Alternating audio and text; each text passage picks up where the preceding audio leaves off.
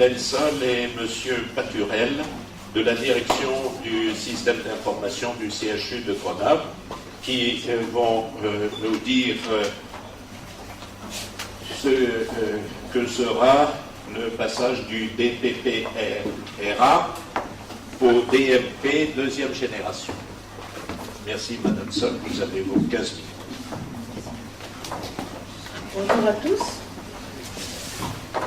Donc effectivement, c'est un vaste sujet qui pose question.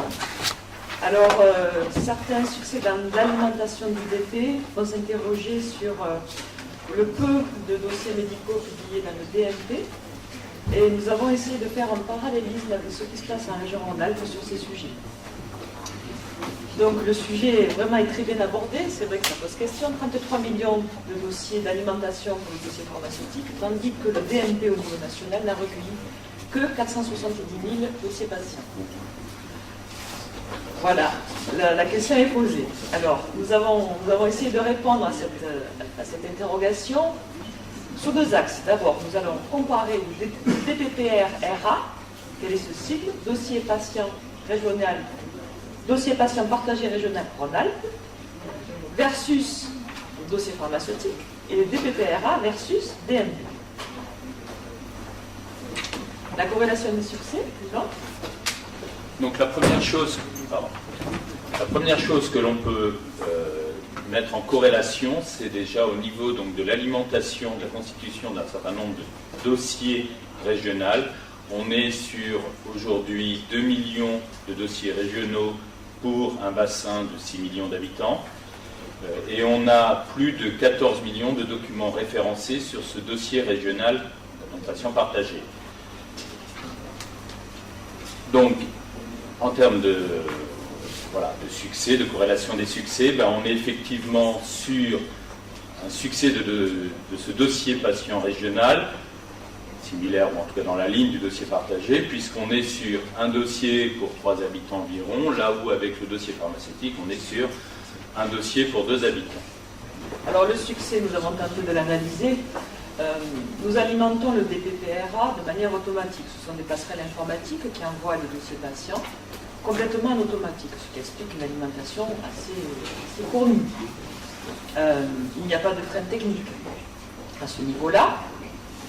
Il n'y a pas de fièvre non plus d'adhésion, puisque la CNIL a autorisé la création du dossier et l'alimentation du DPPRA sans consentement explicite du patient. Nous allons voir tout à l'heure que lorsque l'avis du patient est demandé, cela effectivement ralentit, voire bloque l'accès, à la fois l'accès au dossier médical, mais aussi l'alimentation dans le cas du DMP. Alors effectivement, donc je reviens sur ce même, un peu parallèle entre le dossier régional et là cette fois plutôt, je dirais, sur la tendance du dossier médical partagé, puisque en termes de consultation des documents que nous avons sur le dossier régional, on est à 1 million de pièces consultées par an, soit moins de l'ordre de 10% du contenu. Donc, on est effectivement au niveau de la consultation du dossier régional partagé dans un succès moindre et où on retrouve un peu la tendance du DMP. Alors, là aussi, au niveau des freins, donc les freins techniques peuvent bloquer la consultation du DPPRA. En particulier, il faut que le professionnel de santé s'authentifie avec sa carte CPS pour pouvoir consulter le dossier. Ensuite, il faut qu'il dispose du consentement du patient. Alors ça peut se faire à 2 niveaux. Soit c'est un consentement explicite, à ce moment-là, donc la consultation peut se faire, soit il faut qu'il dispose de sa carte vitale. Alors vous imaginez bien que dans une unité de soins à l'hôpital, dans un étage, pour consulter le DPPRA, demander à chacun des patients de donner sa carte vitale au moment où on veut consulter le dossier patient régional, ça peut être compliqué. Alors il faudrait confisquer en gros toutes les cartes vitales des patients hospitalisés dans un parapheur unique et ensuite sortir la carte vitale du patient au moment où on a besoin de consulter son dossier. Ce qui quand même paraît, au niveau organisationnel, difficile à organiser.